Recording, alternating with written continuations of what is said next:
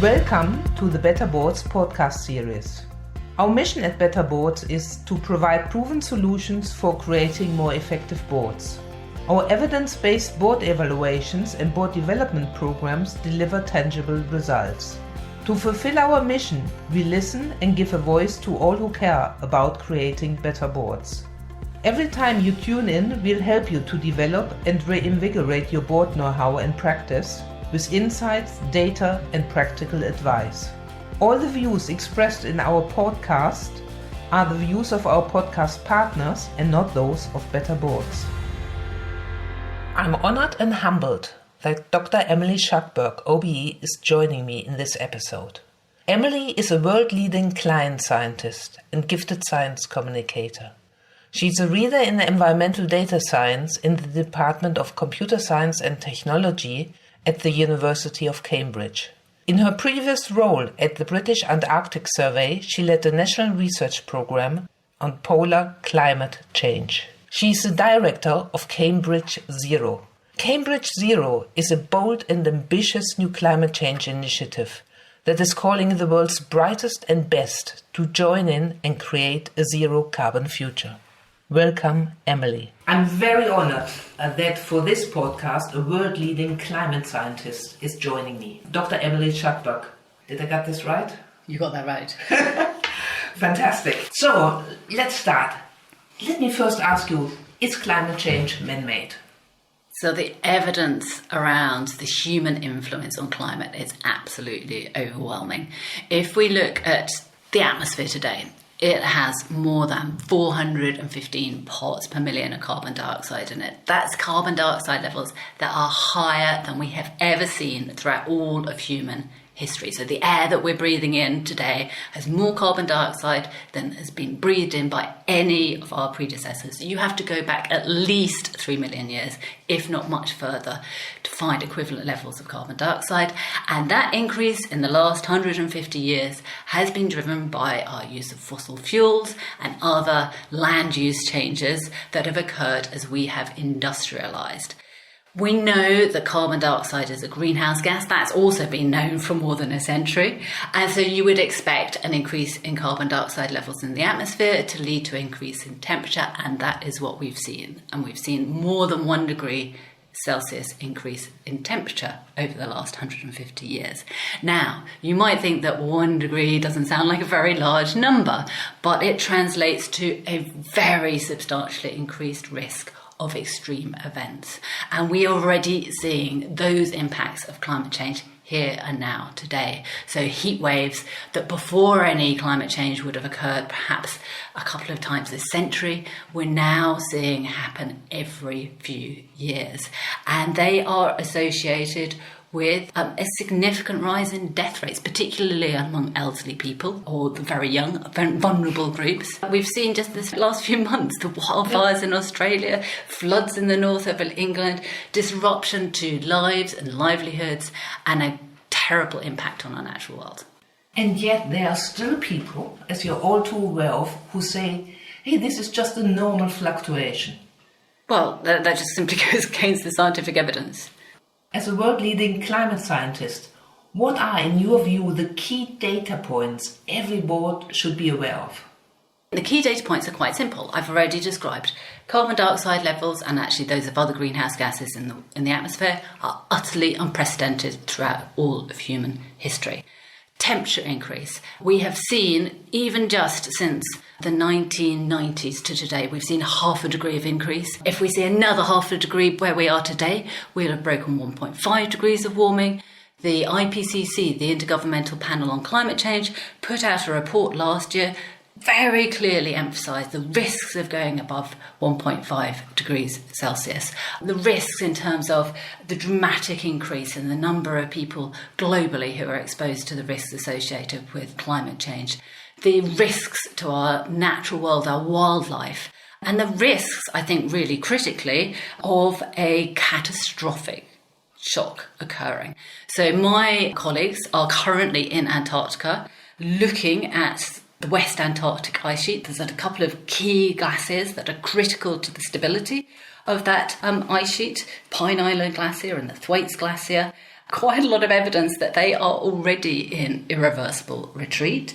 If that ice sheet collapses, that leads to 3 metres of sea level rise eventually, which would be devastating. I mean, you think of any of the world's megacities, most of them are in coastal regions. The amount of devastation of the infrastructure, the amount of displacement of people with even a fraction of that level of sea level rise would be just catastrophic. There are a number of other critical components of the climate system that are equally vulnerable. There are vast stores of frozen methane in the Arctic, for example, and if that frozen methane starts to get released out into the atmosphere as the world warms, then we could see a significant acceleration of climate change.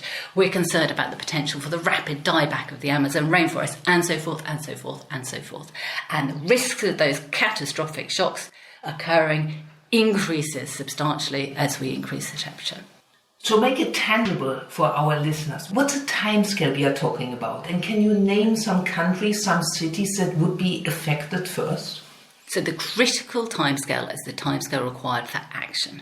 It is absolutely clear that this decade, the 2020s, are the decade in which, unless we act now, we will have left a legacy of devastation for millennia. And the reason that is so crucially important is that despite the Paris Agreement that we had back in 2015, it had the ambition of limiting temperature rise to well below 2 degrees with an ambition to keep it below 1.5 degrees. Despite that, global emissions of carbon dioxide continue to increase year on year at the moment, not decrease. And it is very clear that if we want to realise those ambitions of the Paris Agreement today, we need to be reversing that trend so that we halve emissions over this coming decade, so that by 2030 we return to the global emissions levels of 1980, and that we then continue by mid-century globally.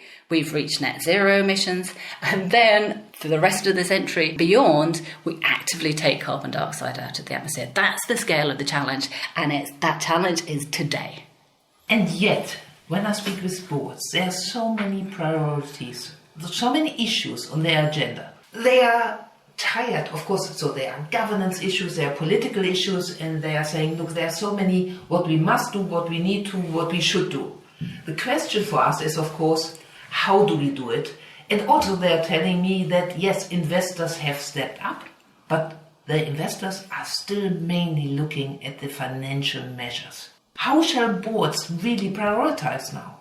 So I think it's a two-stage process. I think setting the long-term target, a net zero date, is critically important because I think that sets the trajectory that you need to be on.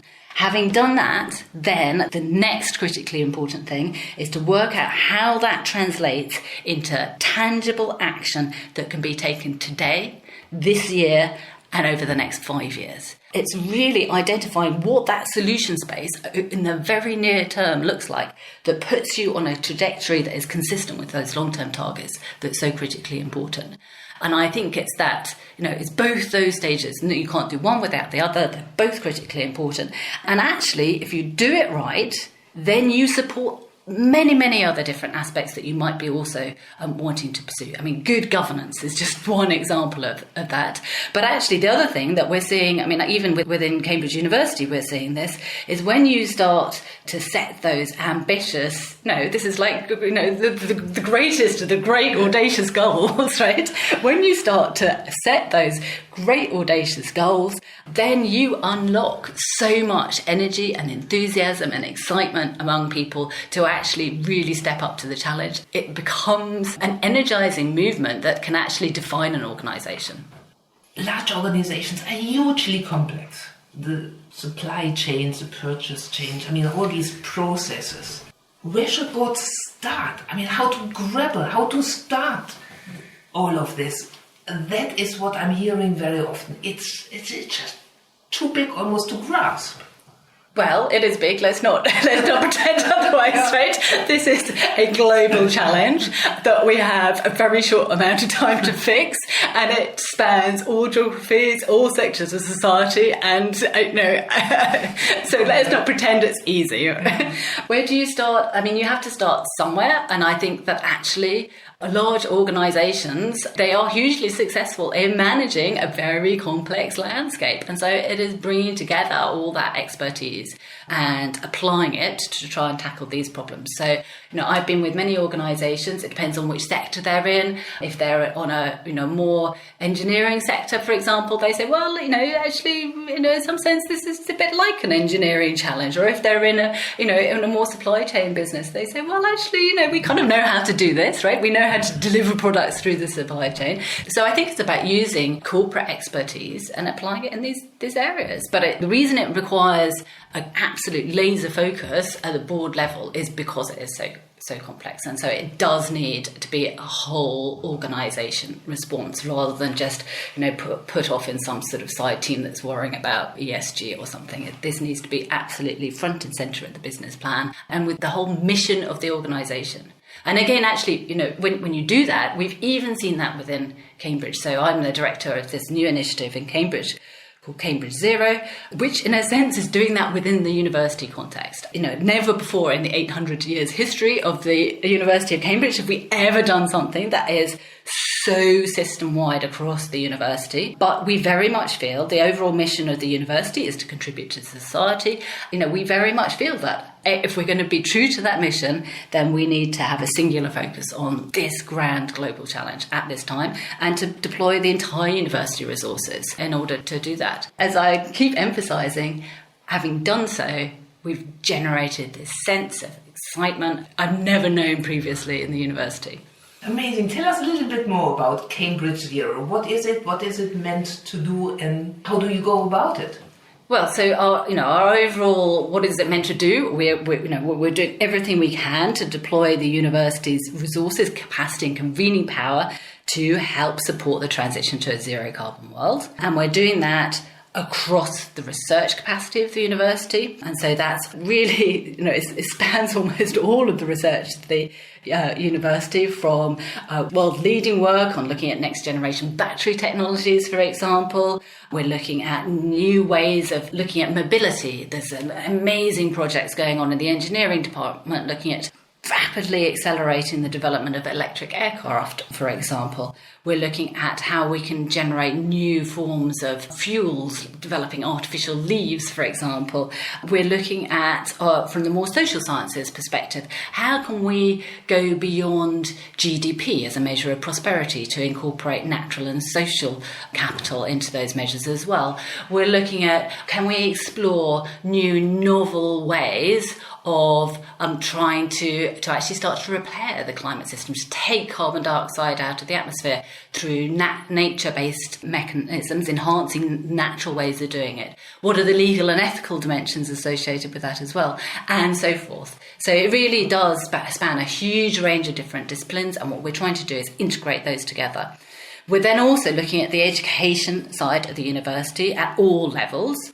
We are looking at how we can enhance our undergraduate education to ensure that we're training up the next generation of leaders with the skills that are going to be required to navigate through the coming decades and an understanding not just climate change and sustainability, but the broader environmental conservation, biodiversity, some of these other planetary threats that we're being exposed to at the moment. We're looking at how that then translates through to graduate education and training, to executive education and training, to a wider role in terms of raising awareness throughout all of global society. And then we have a singular focus on not just undertaking the research and the education side of things, but then ensuring that that really rapidly gets taken out into real-world deployment. Because it's all very well us having the ideas and the innovations in the university, but if we're really going to respond globally on the timescales that are required, then those need to be rapidly taken out into real-world deployment. So we have a large emphasis on external engagement and really integrating that into the research framework, for example. And that is across our industrial collaborations, engagement with business of all sizes, from startup community through to large corporates, our engagement with policymakers, our engagement with the public large, and with schools, for example. So there's a whole set of different activities that we're doing, right from a very local level through to global international level, where we're really trying to enhance and much more substantially integrate that and use our convening power across all those sectors and across the global academic community as well. Because we recognise that although we can play a role in leading this transition, we can't do it alone. And so we really need to bring everyone together. So if board members listen now to this, what can they do? Can they get in touch with you? How could you support them? Please do get in touch, because absolutely central part of what we're trying to do here is to galvanise a global movement. In my view, one of the most powerful mechanisms for us to be able to do that is to engage with boards globally, because we can, so much of this, we've already talked about how complex this is, because for any organisation, it's not just their organisation, it's their supply chains and there's an entire network of different players that need to be brought together. If we can play some role in helping to convene those sector by sector, then I would be delighted. And if we can then start to look at things from a much more multidimensional perspective, looking at the policy, regulation, standards and so forth, framework at the same time as bringing together the different players across the industry sectors, and where relevant, bringing in the public at large, whether they're consumers or other participants in the overall picture, then I think we can really start to generate the change that we need on the timescale that we require. So very practically, a board member is listening to this now and says, you know what, I actually have pressure at home. My kids participated in the campaigns. They want to do something. Maybe 3 things they can do in the next board meeting? Go back to where you started there. I am really having so many conversations with senior people, across all sorts of different sectors who are saying exactly what you just said. My kids tell me I've got to do this. And they are absolutely right. No, it really, as I emphasised at the start, it is decisions that are taken today that are going to determine the course of the next millennia. It really is the case that decisions taken today will determine the future of our children and grandchildren. So let's be clear about that. What concretely can be done? I think the first thing is to ask questions. So to put it on the board agenda, not just once a year, every board meeting, this needs to be a critical agenda item to discuss. So that's the first thing, to bring it into the discussion. I think the second thing is then to really, as you would on any issue, to start to put together some very clear, distinct and well-defined targets for how you as an organisation are going to respond to this. And in doing so, recognise the wider influence that you have. Because it is not just, every individual and every organisation has a sphere of influence that's much greater than them themselves. So it's about whether or not you can just transform your own organisation, but how can you be part of the leadership that's required to inspire global change, because this is a global endeavour to respond to it. So it's putting it on the agenda, setting targets, and then ensuring that that's actually enacted on. Fantastic. How can people get in touch with you? Do you want to provide our listeners with some contact details who are so interested now to say, wow. Well, the simplest thing is just we have a website. If you can Google Cambridge Zero and you'll find our website, you'll understand the scale of ambition of what we're trying to achieve by looking at that, and then you can get in contact with us through that. Fantastic. Emily, it was a real honor. Thank you for making time for participating in this podcast. Thank you so much, and I wish you really well for your work. And really, to all our listeners, please take the opportunity to get in touch with Emily and her team. Many thanks. As a note for your diary, new episodes are available every first and third Thursday of the month. Subscribe on Apple or Google Podcasts to never miss an episode. We love to hear from you. If you would like to contribute to a future podcast or attend our popular breakfast conversations and receive regular updates on our activities, you can reach us on info@better-boards.com.